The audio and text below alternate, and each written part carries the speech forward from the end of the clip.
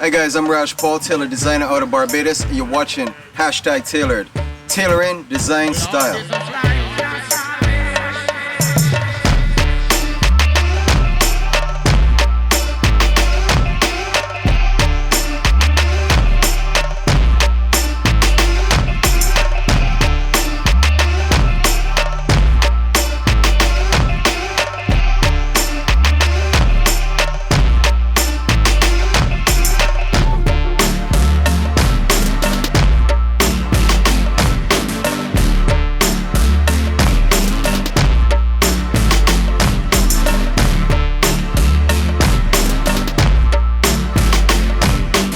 I'm Rhaj, Paul Taylor, designer out of Barbados. Today is a very special day because for episode 1 we're visiting my favorite guy, one of my best friends in the world. Taylor's Taylor, designer's designer, one of the rude boy tailors out of Barbados. You know who I mean, we're talking about Rojoe. Get ready, pack it up, pack it in, let's head over and check him out.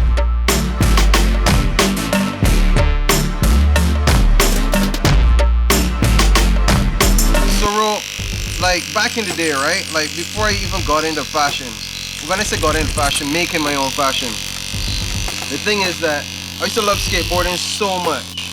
And I mean so much. Every day home from school, you know, every weekend out, you know, skating all over Barbados, man, with friends. And one of the things about skateboarding is how much style was in it.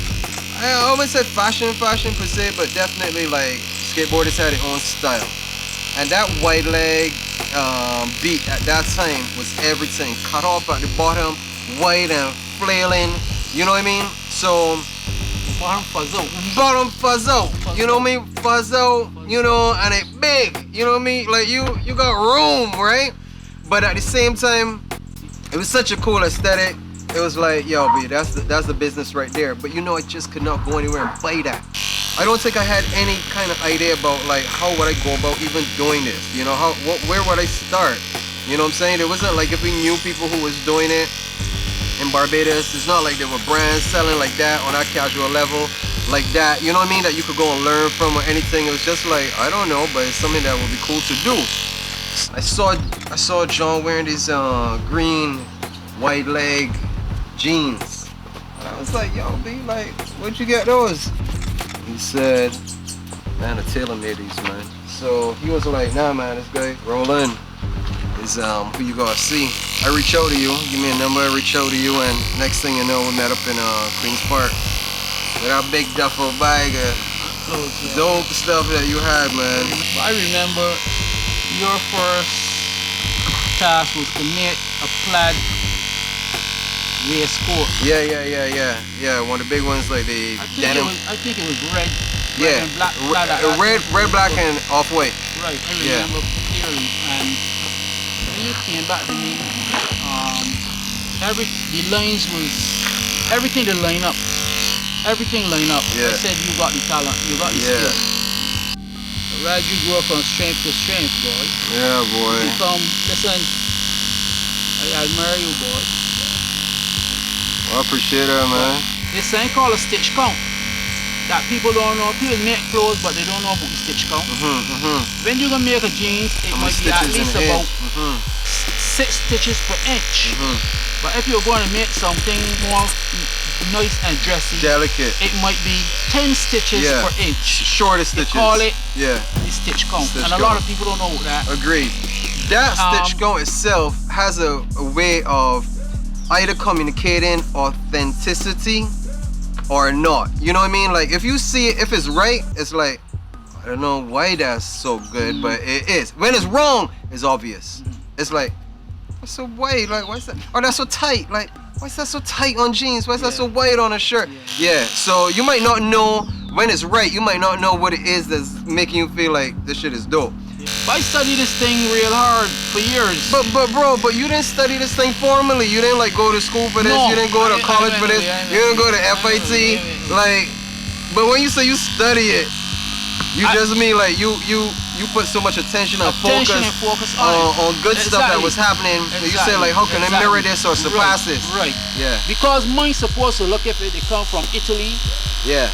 Or any part of the world nobody's where the supposed to be standards like, are so high. yeah, absolutely. Nobody's supposed to say that I made that. Right. That get met. That's the word you use. That get met. I didn't know come about. Listen, I remember moving from Wharton to Lodge Road. And when this girl saw me, she said, "A dresser no move up here." Oh snap.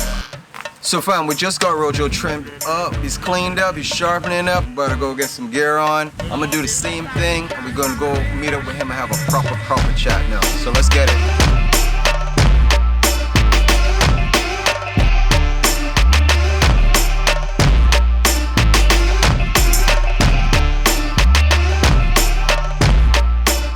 So Rojoe, tell me about your origins in tailoring. You know, how did you get into it? What was your genesis for that? I figure it was my love for dressing up.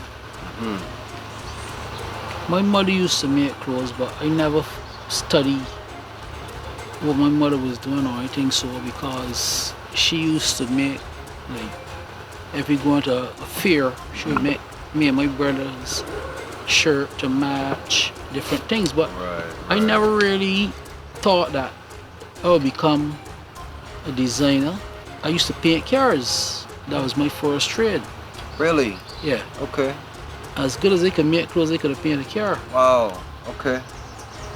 But going to school, they had a bag called a Lee Cooper bag. Yeah. But back then, if my mother couldn't afford it, I make it. I see. Just as good as the Lee Cooper. Right. So going to school, everybody want me to make a Lee Cooper bag. That type brand bag. After I finished school, I used to surf. I remember a guy had a pair of shorts, and I asked him where he get them from. He said he make them. I said, but I can make a better pair of shorts than that. Ro, one of the things that I think you're best known for is how clean your work is. What type of qualities distinguish your work from other people's work? I can stop you right now as you're thinking that thought. Do you remember one time telling me, man, that that you had made a pair of pants and somebody had turned it inside out and was like, yeah, I could wear this pants inside out because of how beautiful the inside of it was? Well, really and truly, that's why I tell you earlier, Clark, about stitching straight stitching. Yeah. Stitching is important. Every detail in the clothes, in the fabric, must count. Now, there's so many times I make saying like a waistcoat for a guy. He come to pick it up, I said try it on, and he tried it on the wrong side and thought it was the right side. It's that cleanness that you want. I think that does distinguish your work from a lot of people because exactly. It is what really, I mean, it's part of what stood out to me. The accuracy and excellence in the craftsmanship stood out to me, but also just the super cleanness about it all, really. It's Damn. about the cleanness. Yeah. As I say, if you can sew something, it might not be the best fit, but let's say that you saw something and had it selling at the airport. A person passed through the airport and see this item. Yeah. It's so well done, they want to buy it. Yeah. But when they buy it and carry it home, it's only realize it's not a good fit. But you see, as it tell the cleanness, the finish, and the hanger appeals will trap them. I see. Bro, this is a slightly, controversial question, but I feel it's important, I feel it's relevant. So Rojoe, you're a heterosexual male in fashion design, and sometimes there's some stigma attached to being a male in design, in fashion. How have you handled those challenges? To be honest with you, I don't mind stigma. Because whether or not people will say something about you because you dress too nice. Now, I remember going to do a show in Jamaica, but Carlton Brown was taking me to a fabric store. I remember two ladies sitting down by the fabric store selling fruits. While I crossing the road, my hair was honey blonde. I had on nice pointy tip boots and tight pants and everything. Big collar, big cuff. But you know what they say in Jamaica, man in tight pants and killer body man and all that. So while crossing the road, I see this woman pointing at me sort of. I said, oh dear, I know what she's thinking about me. So when I crossed, I said, excuse me, I'm a fashion designer from Barbados. She say, boy, me not give a fuck who you are. But one thing me could say, you dress nice. Now when she said, boy, me not give a fuck who you are, Yeah, you thought it was going. I tell myself it's going the wrong way, Yeah, boy. it's going wrong. It's going wrong, boy. Yeah. But she said, but one thing me could say, you dress fucking nice. Now, here in Barbados, everybody thought I was gay for some reason because of my style. I wasn't gay and I never be gay. I have no problem with gay people. No problem. But I know I like fine things. Now there's so many rude boys I teach to dress. Teach them. I say you gotta wear this big baggy foolish thing you wearing look bad upon you. Man, and not telling me, you know, I learn from you. And you know I will never ever wear a big pants again.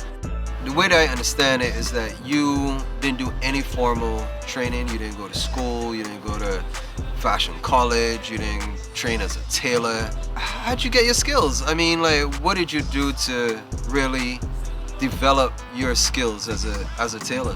I mean, you didn't just get on a sewing machine and it started to happen by itself. I mean, like, you know, what was your entry point to it? Like, okay, I'm gonna try and make this. Well, as I would say, I didn't go anywhere to learn, but God played a great part in my life. I didn't learn very well at school because, as I tell you, I didn't like school due to a certain reason. But God is so good, He give me a talent. Talents, because my talent is not making clothes or painting cars. My talent is talent. I can do what I choose to do. Creative person. Just like that. Creativity. And do it just as good as anything else. Excellent. And my talent is talent, not making clothes. Same.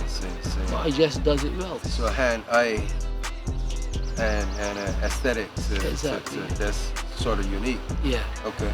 Modeling. I noticed that you had some older photographs of yourself modeling.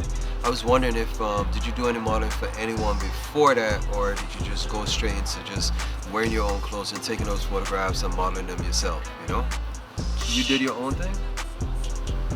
I went for modeling interview.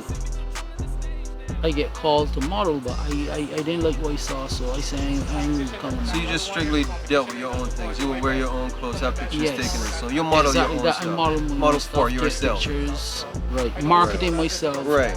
Because you didn't have the money to, let's say, pay newspaper ads or TV ads or radio ads. So what you do, I go to town, dress very nice. Sometimes people see me in a shirt and say, well, I like that shirt. I say, well, if you like it, you can have it. Some people follow me home and buy the shirt I have on. I say, well, you gotta wash it. You say, no, I'm not washing. I can wash it. They just want the shirt. And that happened up to recently. A couple guys wanted the shirt that I was wearing. I remember I was in Oystein. I make a t-shirt and a white man say, I love your t-shirt. Where you get it? I say, made it. But it will be yours for the right price. I come home bareback. I ride home bareback. Everything I wear, I don't know what it's about me. I think that God made me and molded me in a special way. I don't want to speak unless I mention God, because it's because of God that I'm here anyway. I didn't make myself either. And as good as I could make clothes, it's as good as how God made me. I got you, Taylor God. Taylor God. Guys, thanks for being with us today. That was episode number 1 of #Taylor. You met my guy, you met Rojoe, my mentor, my inspiration. Thank you for being with us. Look out for number 2 episode coming to you soon. #Taylor. See ya.